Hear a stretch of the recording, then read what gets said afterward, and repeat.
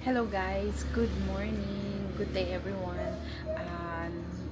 The other day we went to Calapan to renew Chris's visa, tourist visa. So dumaan kami sa may on the side of the road, merong nagbebenta ng mga prutas, may mga fruit stand. So dumaan kami, nakita ko ito. Tawag nila ay marang sa amin ito dito sa Pilipinas. At usually nag-uumpisa na siya mamunga siguro by May, ganun. So May, June, ganun na namumulakot na siya. Tapos usually yung season talaga, depende kung saang lugar. Sa Mindanao ang season talaga ay August. Tapos July, August, ganun yung season nito. So, like I said, depende kung saang lugar ito. So, pero ngayon dito sa Mindoro, may nakikita na ako nagbebenta sa mga fruit stand. So, bumili ako. Pero, hindi siya ready at that time. Kasi parang ka-harvest lang. At matigas pa. Pero, it's been 2 days now. Ngayon ready na siya guys. Ipapakita ko sa inyo. At titikman na natin. Ganito siya. Ganito. Tingnan nyo. Ganito siya. Teka, baba ko muna to. Ganito siya guys.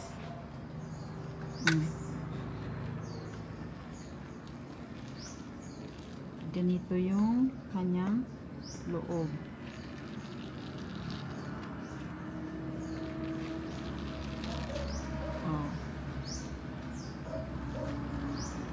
Ito wala masyadong may mga place na wala siyang masyadong laman. May mga part na kalbo.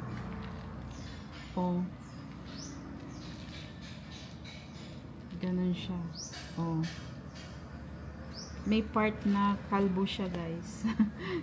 Ayan tingnan nyo, kalbo siya.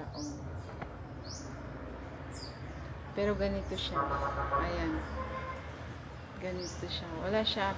Ito ay 60 pesos yata, kung natatandaan ko. 60 pesos. Ganun siya guys.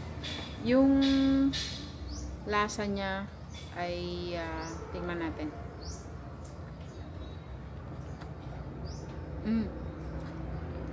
In fairness, masarap siya.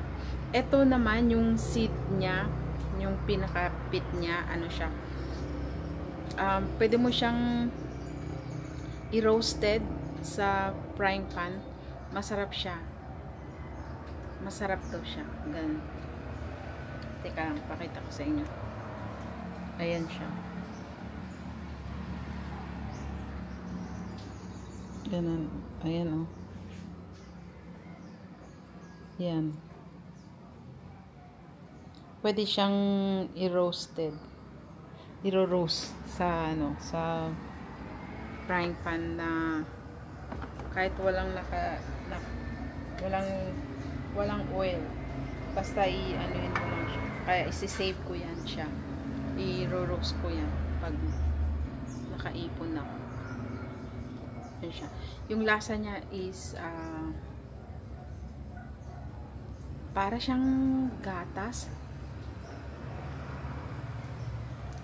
na matamis. Matamis siya guys, matamis.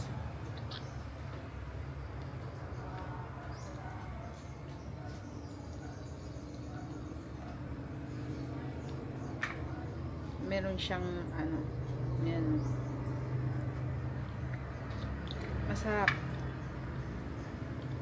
Season lang kasi to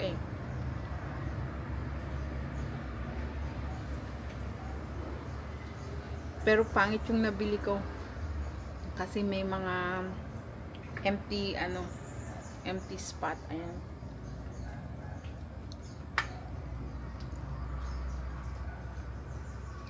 Sinabi ko na nga doon sa nagbebenta parang may spot na ano,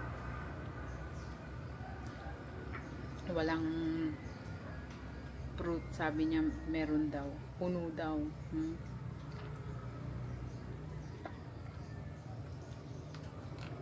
I was right. Sorry, nalaglag yung ano ko. Kasi pagka ganito guys, pagka yung ganito baga, pagka ito magkadikit, ibig sabihin wala siyang laman sa loob. Pagka ang ano niya is ganito, yung magkahiwalay, yung spike niya is magkahiwalay, ibig sabihin may laman sa loob. Kaya nakita ko, sabi ko dun sa ano, walang laman, sabi niya meron daw, malaman daw. I was right. It's my fault, I should have changed it. Pero wala siya kasi siyang masyadong benta eh. 3 lang yata. Sabi niya na nabenta na daw yung iba. Kaya hilaw na lang yung natira. But it's still good. It's sweet. It's so sweet. I miss this. Ang dami namin nito sa lupa namin. Doon sa Zamboanga City. Marami itong puno.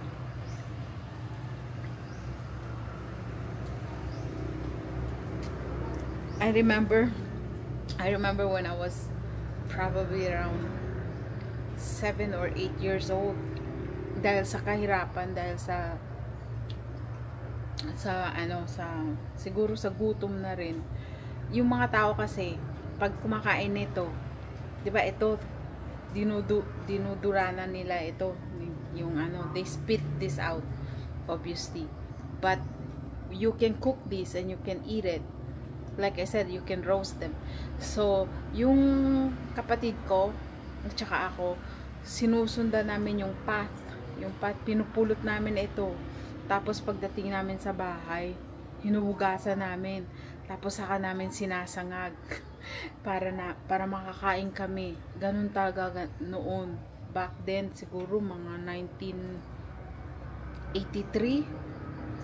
Yun yung ginagawa namin para lang makaahon sa gutom, maka-survive. Kinukuha namin to, mga ano, yung mga ini-spit ng mga tao. Sinusundan namin.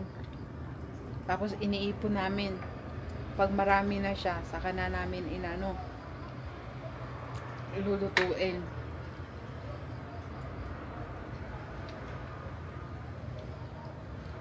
You're probably thinking like, oh yeah, that's gross, blah blah blah. Pero yun yung ano talaga namin na wala kang choice.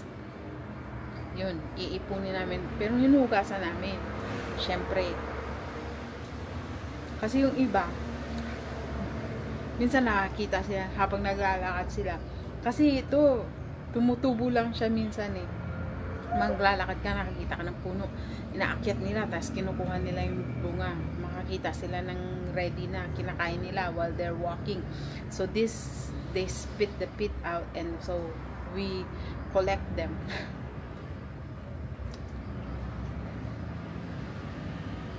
Tapos kinakain namin. Ayan.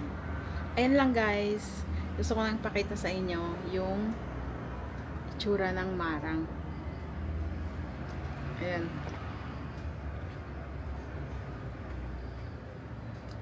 Sarap siya. Ayan lang. Thank you so much everyone.